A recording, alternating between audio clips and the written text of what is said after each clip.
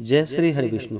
आप सभी का आपके अपने YouTube चैनल पे बहुत बहुत स्वागत है। आइए आज आप सब सुनेंगे कामिका एकादशी की कथा। श्रावण माह के कृष्ण पक्ष में पड़ने वाली एकादशी को इसे कामिका एकादशी, कामदा एकादशी, पवित्रा एकादशी आदि नामों से जाना जाता है।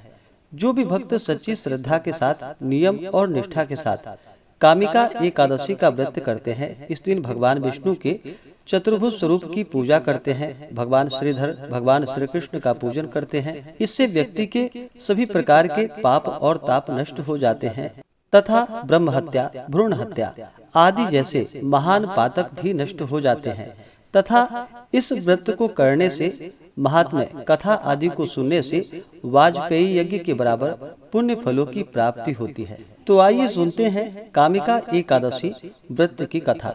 तो बोलिए प्रेम से भगवान विष्णु की जय, माता लक्ष्मी की जय। एक समय की बात है, भगवान श्री कृष्ण और युधिष्ठिर साथ में बैठे थे। तो युधिष्ठिर ने भगवान श्री कृष्ण से कहा कि हे भगवान, श्रावण माह के कृष्ण पक्ष की एकादशी का क्या नाम है और इसका क्या महात्म्य है, सो आप मुझसे कहने की कृपा करें।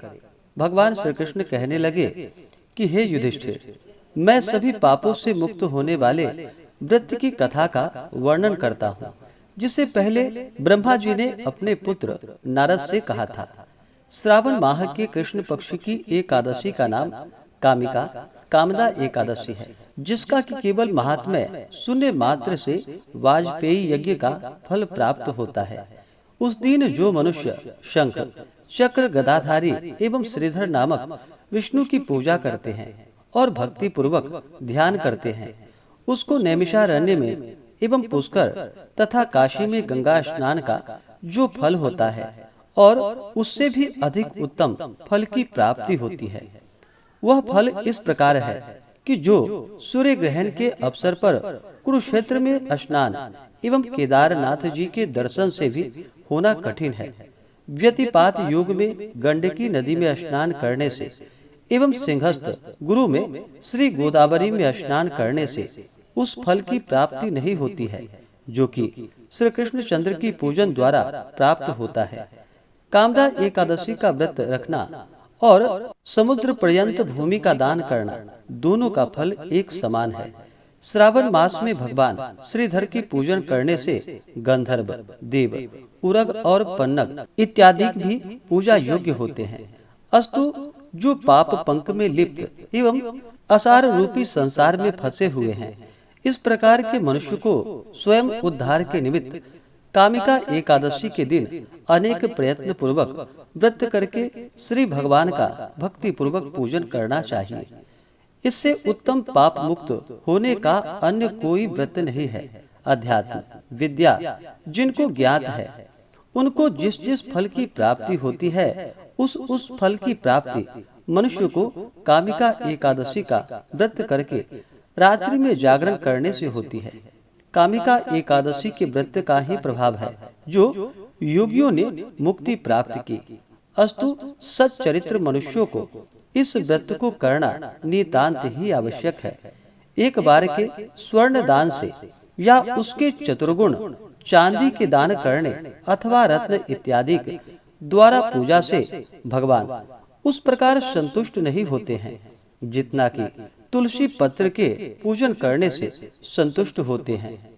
जिन मनुष्यों ने तुलसी की मंजरी द्वारा भगवान की पूजा की है, वे अपने जन्म जन्मांतरों के घोर पापों को भी नष्ट कर डालते हैं। इस प्रकार की तुलसी देवी को शततः प्रणाम है, जिसके केवल दर्शन मात्र एवं स्पर्श मात्र से ही समस्त पाप नष्ट होकर शरीर पवित्र हो जाता है। जो मनुष्य एकादशी के दिन भगवान को रात्रि में दीप दान करते हैं, उसकी फल प्राप्ति को चित्रगुप्त भी नहीं समझ सकते। उस दिन जो मनुष्य रात्रि पर्यंत भगवान की प्रतिमा के सम्मुख दीप को जलाया करते हैं, उसके पितर लोगों को अमृत प्राप्त होता है। घृत एवं तिल से दीपक जलाने वाले को कामदा एकादशी के प्रभाव द्वारा स्वर्गलोक की प्राप्ति होती है। इसलिए इस प्रकार के पापनाशिनी कामिका नामक एकादशी का व्रत हर मनुष्य को करना उचित है। इसके प्रभाव से अनेकों प्रकार की हत्याएं अर्थात ब्रह्म हत्या, भ्रूण हत्या आदि के जो महान पातक हैं वे शीघ्र छूट जाते हैं और सभी पाप नष्ट हो जाते हैं और अंत में विष्णु लोक की प्राप्ति होती है। कथा के अनुसार एक गांव में एक वीर क्षत्रिय रहता था। एक दिन किसी बात पर उसकी एक ब्राह्मण से हाथापाई हो गई और वह ब्राह्मण मारा गया। अपने हाथों मारे गए ब्राह्मण की क्रिया उस क्षत्रिय ने करनी चाहिए, किंतु पंडितों ने उसको क्रिया में सम्मिलित होने से इनकार कर दिया। उन्होंने क्षत्रिय से कहा कि तुम पर ब्रह्म हत्या का दोष है, पहले प्रायश्चित करो, इस पाप से मुक्त हो जाओ, तब हम तुम्हारे घर भोजन करेंगे। क्षत्रिय ने पूछा कि इस पाप को दूर करने का क्या उपाय है। तब ब्राह्मणों ने कहा कि तुम श्रावण मास के कृष्ण पक्ष की एकादशी को भक्ति भाव से भगवान श्रीधर का व्रत एवं पूजन करो तथा ब्राह्मणों को भोजन कराओ, तभी तुम्हारे पाप का प्रायश्चित होगा। क्षत्रिय ने ब्राह्मण के कहे द्वारा भक्ति भाव और शुद्ध हृदय से भगवान श्रीधर का व्रत व पूजन किया और शुद्ध मन से प्रायश्चित करने पर रात्रि में भगवान ने उसे दर्शन देकर कहा कि हे वत्स, तुम्हारे ब्रह्म हत्या के पाप का निवारण हो गया है, अब तुम उस ब्राह्मण की क्रिया करो। क्षत्रिय ने भगवान के आदेशानुसार ही वैसा ही किया और ब्रह्म हत्या के दोष से मुक्त होकर सुखी जीवन व्यतीत कर अंत में विष्णु लोक को प्राप्त हुआ।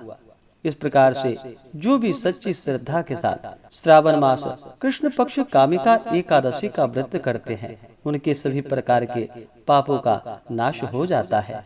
तो बोलिए प्रेम से भगवान विष्णु की जय, माता लक्ष्मी की जय, एकादशी माता की जय। जो भी एकादशी का व्रत करते हैं उन्हें एकादशी व्रत के लिए व्रत में दशमी के दिन से व्रत में नियमों का पालन करना चाहिए। दशमी तिथि के दिन सूर्यास्त होने से पहले ही भोजन ग्रहण करनी चाहिए। रात्रि में ब्रह्मचर्य का पालन करते हुए एकादशी व्रत का स्मरण करते हुए भगवान विष्णु के नामों का स्मरण करते हुए सोना चाहिए और एकादशी तिथि के दिन सुबह ब्रह्म मुहूर्त में उठ करके नित्य क्रियाओं से निवृत्त हो करके गंगा नदी में या घर के नहाने के पानी में ही थोड़ा सा गंगा जल मिला करके स्नान करना चाहिए।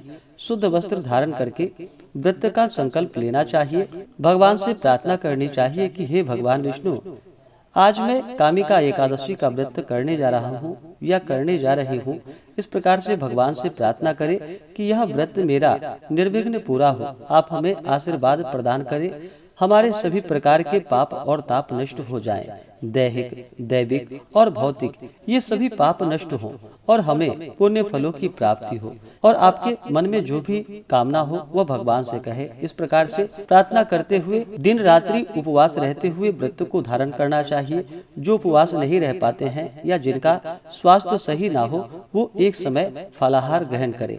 और जो माताएं बहनें मासिक धर्म में होती हैं उन्हें व्रत के दौरान उपवास तो रहना चाहिए, व्रत रखना चाहिए, लेकिन मूर्ति आदि का स्पर्श या पूजन सामग्री को स्पर्श ना करे, केवल मानसिक पूजन ही करे भगवान का। इस दिन भगवान विष्णु, माता लक्ष्मी, भगवान श्री कृष्ण और भगवान श्रीधर का पूजन करना चाहिए। इस दिन सुबह और शाम के वक्त पंचोपचार या कूटोपचार पूजन विधि के द्वारा भगवान का पूजन करे, कथा श्रवण करे, भगवान की आरती करे। इस दिन ओम नमो भगवते वासुदेवाय आदि मंत्रों का जहाँ तक हो सके मन ही मन जप करे। व्रत के दौरान किसी के ऊपर क्रोध नहीं करनी चाहिए। अपने मन में किसी के प्रति ईर्षा या द्वेष का भाव नहीं लाना चाहिए। ब्रह्मचर्य का पालन करना चाहिए। तामसिक वस्तुओं का प्रयोग बिल्कुल भी नहीं करनी चाहिए। नशीले पदार्थों का सेवन नहीं करना चाहिए।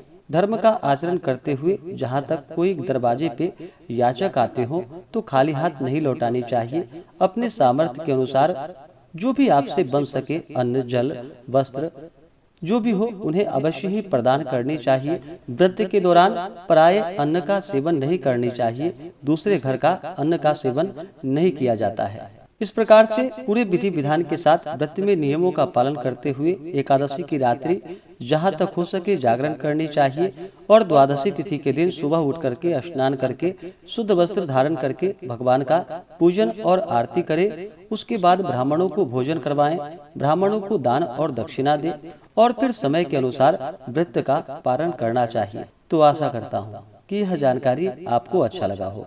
ऐसे ही ज्ञानवर्धक जानकारियाँ प्राप्त करने के लिए हमारे इस चैनल पे अगर आप नए हैं तो चैनल को लाल बटन दबा करके सब्सक्राइब करें, साथ में बेल आइकन घंटी को दबाएं ताकि मेरे वीडियो का नोटिफिकेशन आपको समय से मिलता रहे।